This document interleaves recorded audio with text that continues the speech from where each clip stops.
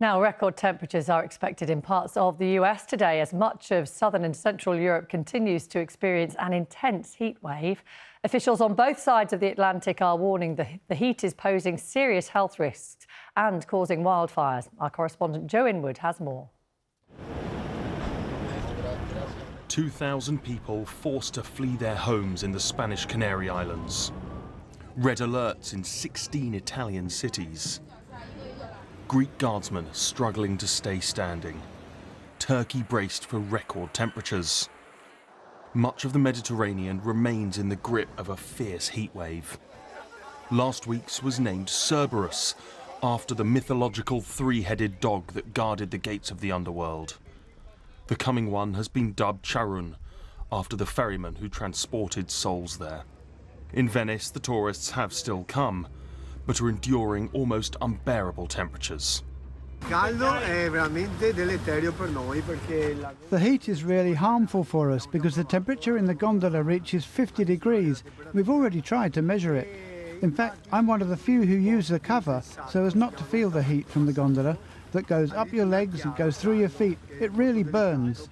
A shifting Gulf Stream is drawing hot air from North Africa into Europe, and also causing near-record temperatures across North America. Wildfires have been raging for months in parts of Canada, where more than 10 million hectares of forest have been destroyed in just 6 months, while in the US, more than a third of the population are now living under extreme heat advisories. And it's not only affecting the land. Water temperatures in the ocean around Florida are off the charts. They're in the 90s, very warm. And it's not only in Florida. Something like 40% of the planet is seeing a marine heat wave right now.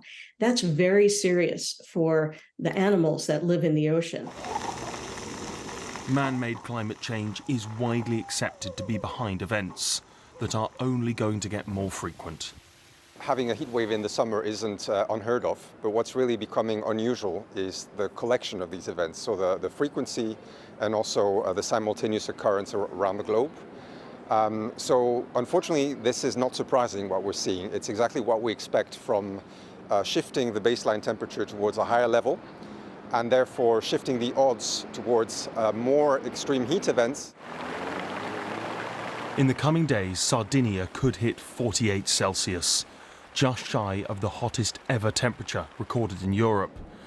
That was set in Sicily last year. The way things are going, it is a record that will not last for long. Joe Inwood, BBC News. But across southern Europe, these were the temperatures yesterday. That heat stretched right the way up into Germany.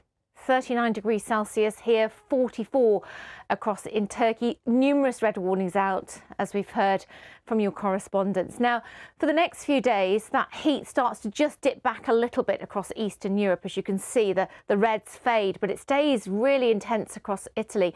And that heat's building across Iberia and pushing back up into southern France and moving eastwards. So we've got another wave of this intense heat to come through the coming week. And it's the persistence by day and by night that's of real concern.